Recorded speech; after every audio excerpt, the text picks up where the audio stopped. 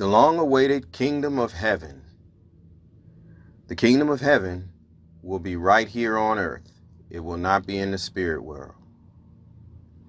The apostles that walk with Yahushua Hamashiach, the one they call Jesus,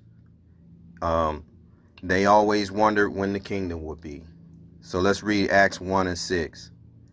When they therefore were come together, they asked him, saying, Lord, wilt thou at this time restore again the kingdom of Israel? Let's look at another account, and that'd be 2nd Esdras 6 and 59.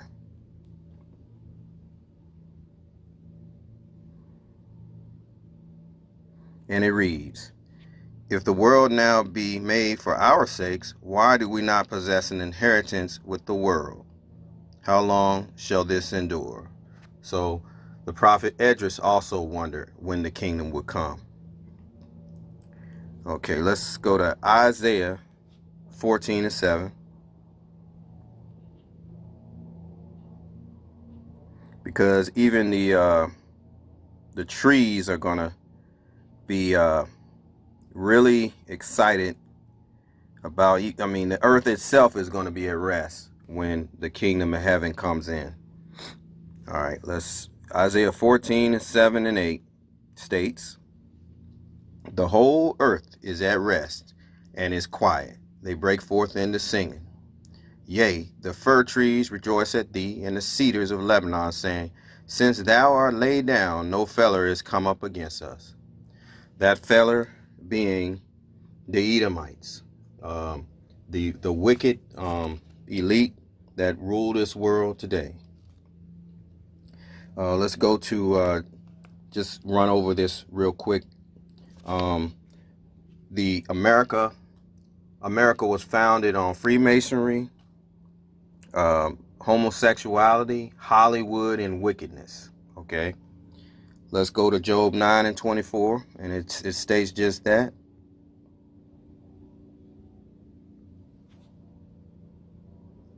The earth is given into the hand of the wicked. He covereth the faces of the judges thereof. If not, where and who is he? Okay, let's go to Romans 9 and 13.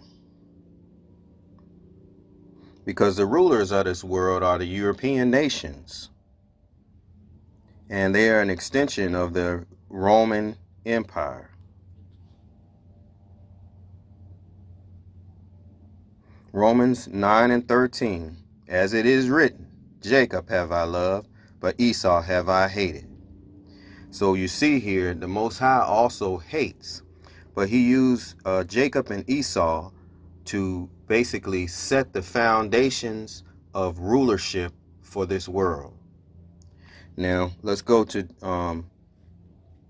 2nd Esdras 6 and 9 that points this out even more and gives you the answer plainly. 2nd Esdras 6 and 9, For Esau is the end of the world, and Jacob is the beginning of it that followeth. And for all of you all who don't know who Esau is, it's the white man. It's the Caucasian man. They're the ones who are ruling the world. The Edomites. Okay. All right. So the kingdom will benefit man greatly, because when the Edomites are out of power, the world's going to be at peace in the kingdom. There's no more going to be drilling for oil, for destroying the earth, polluting the land. So we will not have to worry about this feller again, as it states in Isaiah, the 14th chapter. All right. But the Most High, in order to begin a kingdom, he has to destroy the old one. Okay. And that's as it's stated in Amos 9 and 8.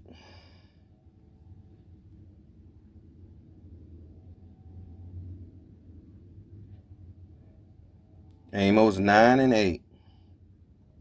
And it reads, Behold, the eyes of the Lord God are upon the sinful kingdom, and I will destroy it from off the face of the earth, saving that I will not utterly destroy the house of Jacob, saith the Lord. So the Most High is going to destroy this wicked kingdom, America, and the ones who took Jacob into servitude. They all going to get the wrath of the Most High. All right. But what was it like in the kingdom of Solomon? How did he rule? Let's look at 1 Kings 9 and 20.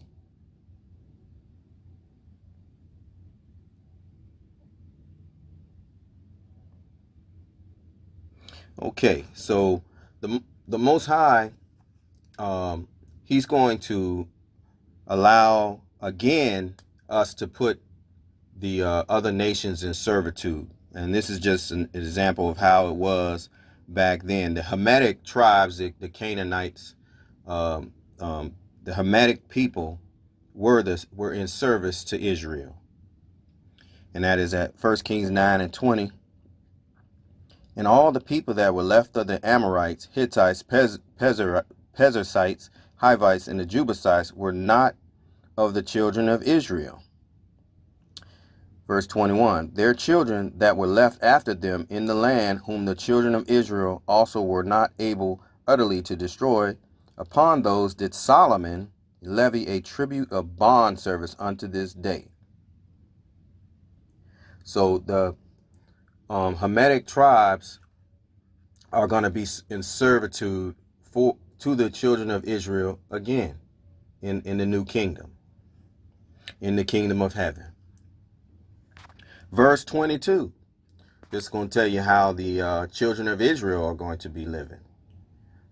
But of the children of Israel did Solomon make no bondmen, but they were men of war, and his servants, and his princes, and his captains, and rulers of his chariots and horsemen. So Solomon raised up the children of Israel when he came into power.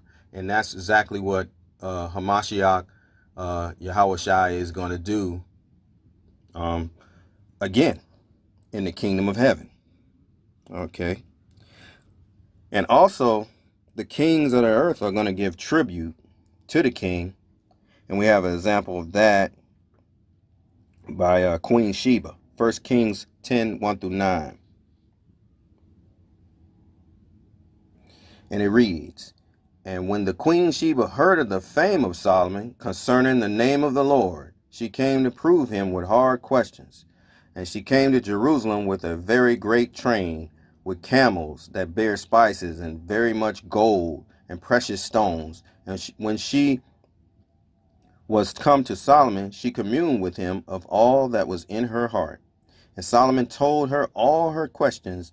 There was not anything hid from the king which he told her not. And when the queen of Sheba had seen all Solomon's wisdom, and the house that he had built, and the meat of his table, and the sitting of his servants, and the attendance of his ministers, and their apparel, and his cupbearers, and his ascent by which he went up into the house of the Lord, there was no more spirit in her. And she said to the king, it was a true report that I heard in mine own land of thy acts of thy wisdom. Howbeit I believed not the words until I came, and my eyes had seen it, and behold, the half was not told me. Thy wisdom and prosperity exceedeth the fame which I heard. Happy are thy men, happy are thy servants, which stand continually before thee, and that hear thy wisdom. Blessed be the Lord thy God, which delighteth in thee to set thee on the throne of Israel, because the Lord loved Israel forever. Therefore made he thee king to do judgment and justice. So she was very, very impressed with Solomon.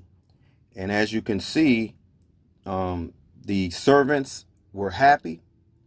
The servants were overjoyed being up under Solomon's rulership. So that's how the kingdom of heaven is going to be under Yahushua.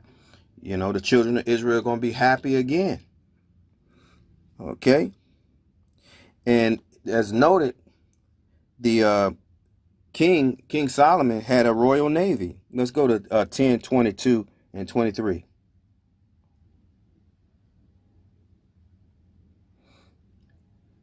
First Kings 10 and 22 and 23. For the king had at sea a navy of Tarshish with the navy of Haram. Once in 3 years came the navy to Tarshish, bringing gold and silver, ivory, and apes and peacocks. So King Solomon exceeded all the kings of the earth for riches and for wisdom. Let me say that again. So King Solomon exceeded all the kings of the earth for riches and wisdom. So we know that the kingdom of heaven is going to be full of riches and absolute wisdom and knowledge. So that's what we have to look forward to. Okay. Now the children, if you have children, this is how it's going to be in the kingdom. Isaiah 11, 6 and 9.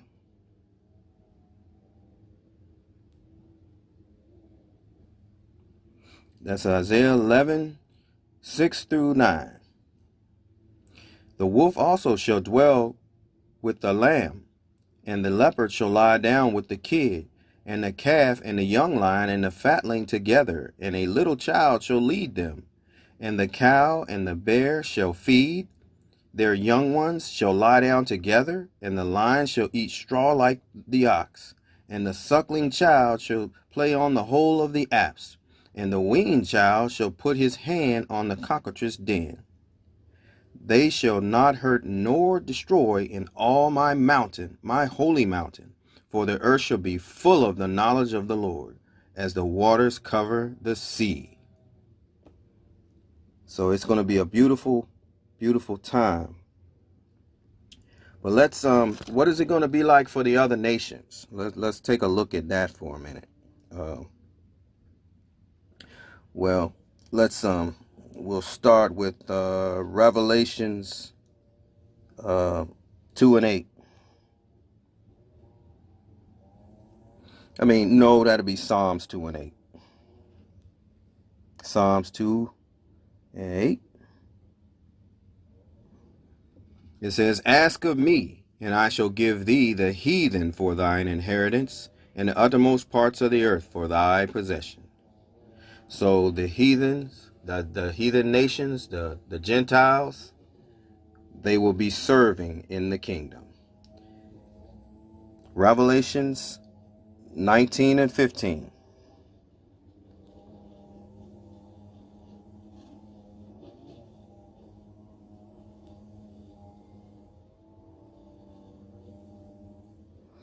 And out of his mouth goeth a sharp sword, that with it he should smite the nations, and he shall rule them with a rod of iron, and he treadeth the winepress of the fierceness and wrath of almighty power. So as you can see, we're going to rule over the nations, okay, with an iron rod. Okay, so it's going to be a harsh rulership, in which the commandments of the word of Yahushua Hamashiach is going to go forth over the entire earth, and the nations are going to absolutely bow down and keep them commandments. Let's read on to let's look at Isaiah 14 and 1. Isaiah 14 and 1. For the Lord will have mercy on Jacob, and will yet choose Israel, and set them in their own land, and the strangers shall be joined with them, and they shall cleave to the house of Jacob.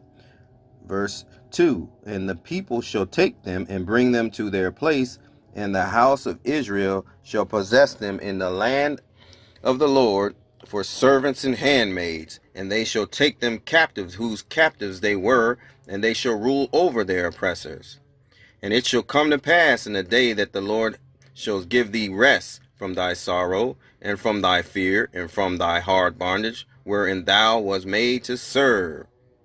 So the Lord is going to choose Israel and Jacob. Let's look at Isaiah 60 and 11.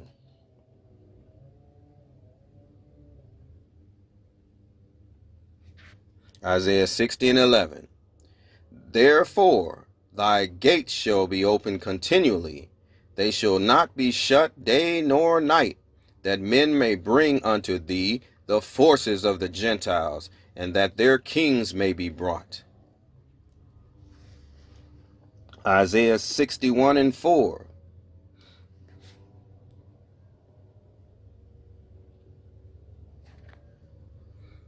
And they shall build the old waste.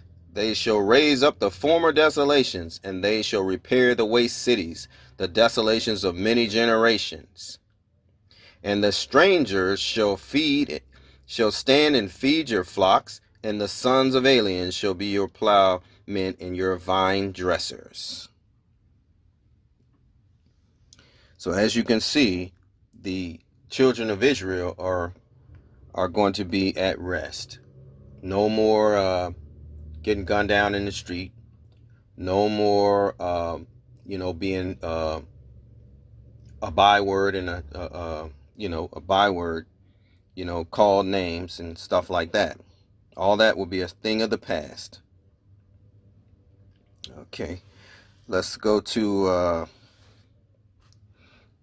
Zephaniah. Zephaniah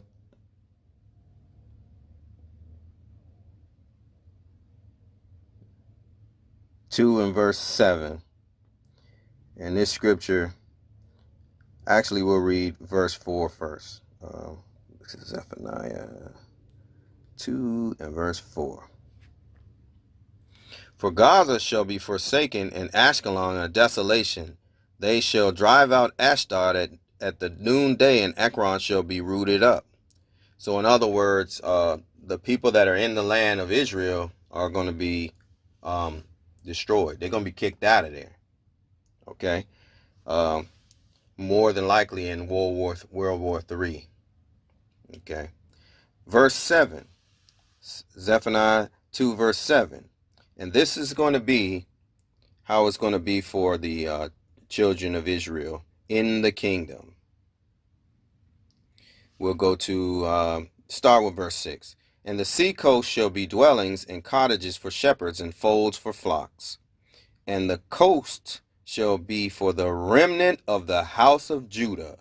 They shall feed thereupon. In the houses of Askelon shall they lie down in the evening. For the Lord, thy power, their God, shall visit them and turn away their captivity. And that's how it's going to be in the kingdom. We're going to gain rulership. We're going to rule with the iron rod, and the Gentiles shall serve. They shall serve the children of Israel. And with that, I say shalom.